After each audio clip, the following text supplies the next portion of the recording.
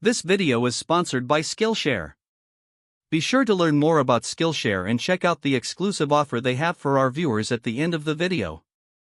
Ever since Israel's victories in the wars of 1948 and 1956, the Arab coalition, led by Egypt, Syria, and Jordan, was determined to change the balance of power in the region by defeating Israel. Both sides understood that the conflict was far from over, and they spent the following years preparing for the next major confrontation. With international powers unable to broker a lasting settlement and tensions continuing to rise, one of the most iconic conflicts of the modern era, the Six-Day War, became almost impossible to avoid. On May 13, 1967, the Soviet Union falsely informed Egypt that Israel had concentrated 11 to 13 brigades of the Israeli Defense Forces and was preparing to launch an attack on Syria. In response, Egypt began moving its forces toward the Israeli border in the Sinai Peninsula. Then, on May 16, it demanded that the United Nations peacekeeping forces leave the peninsula. At the same time, Israel rejected the UN's request to deploy the United Nations Emergency Force, UNEF, on its side of the border. Over the next several days, Egypt, Israel, Jordan, and Sudan all began mobilizing their militaries. Iraq dispatched expeditionary forces to Jordan, while Saudi Arabia declared its willingness to take part in military operations as well. The real turning point came on May 22 to 23, when Egypt decided to block Israeli ships from passing through the Straits of Tiran. That decision made a full-scale confrontation virtually inevitable. On June 1, Israel formed a national unity government, and just 3 days later, on June 4, it made the decision to go to war. At the start of the conflict, the Arab coalition of Egypt, Jordan, and Syria held a clear numerical advantage. They had around 240,000 deployed troops compared to Israel's 100,000, approximately 2,504 tanks against Israel's 800, and 957 aircraft compared to Israel's 300. Israel's strategy centered on launching Operation Focus on June 5, a surprise offensive designed to destroy the Egyptian Air Force before it could effectively respond. To maintain complete secrecy, the Israeli media published misleading reports suggesting that Israeli soldiers were on vacation. Meanwhile, Israeli pilots continued carrying out what appeared to be routine training sorties. Intelligence services carefully planned these exercises to make them look as realistic as possible. They even damaged the tracking antenna at the U.S. Embassy to prevent American officials from discovering the operation before the attack began. Remarkably, Israeli pilots were informed about the launch of the operation only 5 hours before it started. On the Egyptian side, the air defense system was effectively inactive on June 5. Nearly 200 Israeli aircraft struck 14 Egyptian airfields, completely catching the Egyptian Air Force by surprise. Within just 3 hours, 338 Egyptian aircraft had been destroyed, and around 100 Egyptian pilots were killed. At 11 a.m. on June 5, the Jordanian and Syrian air forces retaliated by attacking Israel. In response, the Israeli Air Force launched strikes against their airfields, destroying all 28 Jordanian aircraft, 53 Syrian aircraft, and 10 Iraqi aircraft. Operation Focus proved to be an overwhelming success. Israel lost only 19 aircraft during the operation, securing complete air superiority for the remainder of the war. The ground campaign unfolded across 3 separate fronts: the Sinai Front, the Jordanian Front, and the Syrian Front. On the Sinai Front, Egypt deployed 7 divisions, 4 armored divisions, 2 infantry divisions, and 1 mechanized infantry division. In total, Egypt had around 100,000 troops and between 900 and 950 tanks stationed in the Sinai. To counter this force, Israel assembled 3 divisions made up of 6 armored brigades, 1 infantry brigade, 1 mechanized infantry brigade, and 3 paratrooper brigades, totaling approximately 70,000 soldiers and 700 tanks along this front. Israel's battle plan was to surprise the Egyptians by coordinating simultaneous airstrikes with a ground offensive. Rather than advancing through the central and southern routes that had been used during the Sinai War, Israeli forces would push through the northern and central routes of the Sinai Peninsula. On June 5 at 7:50 a.m., the northernmost Israeli division, made up of 3 brigades and commanded by Major General Israel Tal, began advancing toward Arish through Gaza. Its objective was to encircle Khan Yunis, while Israeli paratroopers were assigned the mission of capturing Rafah. At first, Egyptian forces offered only limited resistance because their intelligence believed this was merely a diversion and not the main attack. However, resistance against the Israeli 60th Armored Brigade soon intensified. Despite the increasing opposition, Israeli forces managed to reach the Khan Yunis railway junction within just 4 hours. From there, the Israel Defense Forces advanced toward Sheikh Zuweid, overcoming determined Egyptian resistance with the help of their complete air superiority. The road to Arish was now open. By 8 a.m. on July 6, elements of the 79th Armored Battalion and the 7th Brigade entered what appeared to be an unusually quiet city. Without warning, Egyptian troops suddenly opened fire from balconies and windows. A fierce urban battle erupted as both sides fought for control of the city. The Israel Defense Forces were only able to secure full control after reinforcements arrived. Following the capture of Arish, the northernmost Israeli division split into two separate forces. One part of the Israeli force continued advancing toward the Suez Canal, while the second group turned south, capturing Berlafen and Jabal Libni. Further south, on June 6, the Israeli 38th Armored Division, commanded by Major General Ariel Sharon, advanced with around 14,000 troops and 150 tanks. Standing in its way was the Egyptian 2nd Infantry Division under Major General Saidi I. Najib, which consisted of 16,000 troops and 90 tanks. The Israeli advance toward Abu Wajila was successful. To support the assault, Israeli paratroopers landed behind the Egyptian positions, creating enough confusion to weaken the Egyptian artillery defenses. This disruption opened the way for the Israel Defense Forces to capture Katef. What followed was a fierce, close-range tank battle that ended in an Israeli victory. By the end of the fighting, 40 Egyptian tanks and 19 Israeli tanks had been destroyed. Although the Egyptian forces in the Sinai were still largely intact, Field Marshal Abdul Hakim Amr panicked after learning that Abu Wajila had fallen. He ordered all Egyptian units to retreat from the Sinai. However, the order failed to specify how or in what sequence the retreat should be carried out, further reducing the defensive effectiveness of the Egyptian forces. Over the following days, the Israel Defense Forces continued pushing westward, inflicting heavy losses on the retreating Egyptians. Despite occasional fierce resistance, including at Ben Gafkafa, the combination of Israeli napalm bombing and the chaotic Egyptian withdrawal severely weakened the morale of the Egyptian troops.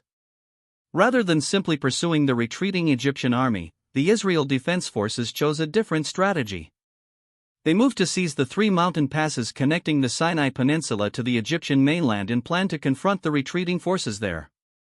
Although they were unable to stop every Egyptian unit from crossing, these passes turned into deadly killing grounds.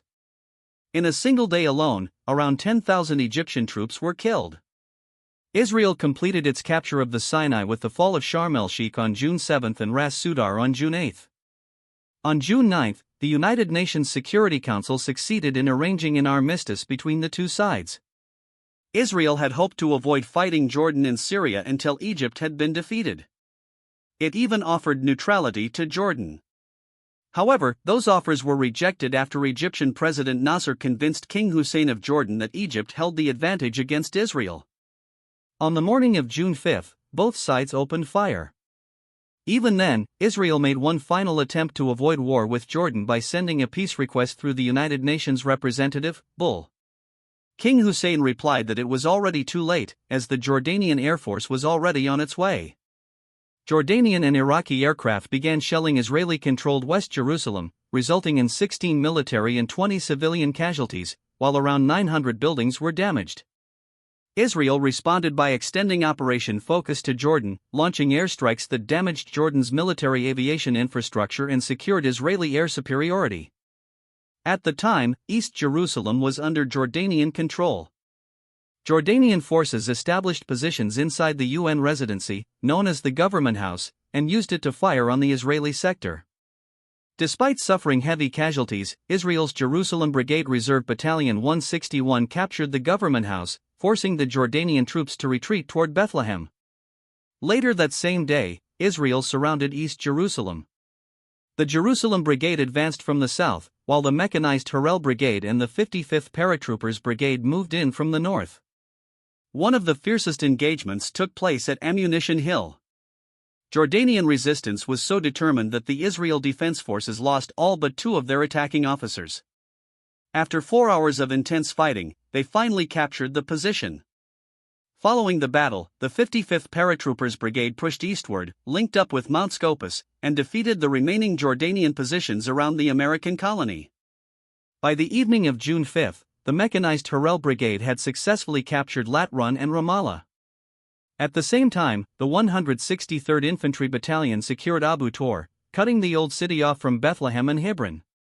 On June 7, Israeli Minister of Defense Moshe Dayan ordered the Israel Defense Forces to enter the Old City despite reservations and concerns expressed by the Israeli government. The assault on the Old City was carried out exclusively by the paratroopers, as commanders feared that the use of heavier forces could result in the destruction of the holy sites. The Israel Defense Forces took control of the Old City after encountering only limited resistance. On June 7, the IDF also captured Judea, Hebron, Bethlehem, and Nablus. The remaining Jordanian forces retreated across the Jordan River into Jordan. With that, Israel secured victory on the Jordanian front as well. Syria, meanwhile, had also been convinced by Nasser's claims that Egypt was achieving early success in the war. Believing the reports, Syria sent its air force to attack the Galilee region. The Israeli Air Force intercepted the attack. At the same time, Syrian forces launched a limited ground assault in an attempt to capture the water facilities at Tel Dan, Dan, and She'ar Yashuv. That attack was also repelled by the Israel Defense Forces. Several factors contributed to the failure of the Syrian offensive, including Israel's complete air superiority, poor communication between Syrian units, and tanks that were too wide to cross the available bridges. As a result, Syria abandoned any plans for a large-scale ground offensive against Israel and instead relied primarily on airstrikes. However, on the evening of June 5, Israel expanded Operation Focus to Syria by striking Syrian airfields. The attacks destroyed roughly two-thirds of the Syrian Air Force and forced the remaining aircraft out of the conflict. Even then, the Israeli leadership remained divided over whether to launch a ground offensive against Syria. On one hand, Syrian forces were using the Golan Heights to shell Israeli territory. On the other hand, attacking the heavily fortified high ground would require fighting an uphill battle in every sense of the word. The situation changed after intelligence reports indicated that Syrian positions, particularly those in the Golan Heights, were weaker than expected. Based on that intelligence, Moshe Dayan ordered an offensive into the Golan Heights without first obtaining authorization from the Israeli government. The offensive began with a series of airstrikes that severely damaged the Syrian army's defensive infrastructure and weakened its morale. The Israeli 8th Armored Brigade, commanded by Colonel Albert Mandler, advanced into the Golan Heights from Givatayim. The difficult terrain and determined Syrian resistance led to heavy casualties on both sides. Nevertheless, with strong support from the Israeli Air Force, the Israel Defense Forces eventually captured the fortified positions at Zorah, Kala, and Ein Fit. In the central sector, the Israeli 181st Battalion seized the strongholds of Dardara and Tel Hilal after fierce fighting. By the evening of June 9, Israeli forces had reached the Golan Plateau, allowing reinforcements to move forward. By dawn, Israel had assembled 8 brigades, ready to launch an assault on the second line of Syrian defenses. Before that attack could begin, however, a ceasefire was negotiated along what became known as the Purple Line. By June 11, all military operations had come to an end. The war claimed the lives of up to 983 Israelis, 15,000 Egyptians, 700 Jordanians, and 2,500 Syrians. Israel had achieved a major military victory. By the end of the conflict, it had captured the Gaza Strip, the Sinai Peninsula, the west bank of the Jordan River, including East Jerusalem and the Golan Heights. As a result, approximately 1 million Arabs came under Israel's direct control in the newly occupied territories. Israel's victory was widely attributed to more effective military leadership, better trained forces, superior preparation, and stronger intelligence capabilities. Even so, the Six-Day War was far from the end of the Arab-Israeli conflict. Just 6 years later, the confrontation escalated once again into another major war. This video is sponsored by Skillshare, the premier online learning community offering more than 22,000 classes covering subjects such as videography, productivity, photography, and much more. Modern life moves at a fast pace and constantly demands new skills and continuous self-improvement. Skillshare is an excellent platform for anyone looking to learn something new or turn a personal passion into a full-time career. If you're planning to start a YouTube channel, Skillshare is a great place to begin. The platform offers more than 500 After Effects courses, ranging from beginner lessons to advanced classes that can challenge even experienced users. A premium membership normally starts at around $10 per month. However, the first 300 people who sign up using the link in the description can get 2 months of Skillshare completely free. These free memberships usually disappear quickly, so be sure to claim yours before they're gone. We're planning to produce more videos covering modern warfare, so make sure you're subscribed to the channel and have the notification bell turned on so you don't miss any of our upcoming releases. We would also like to extend our sincere gratitude to our Patreon supporters and YouTube sponsors. Their support makes the creation of these videos possible. This has been the Kings and Generals channel, and we'll see you in the next video.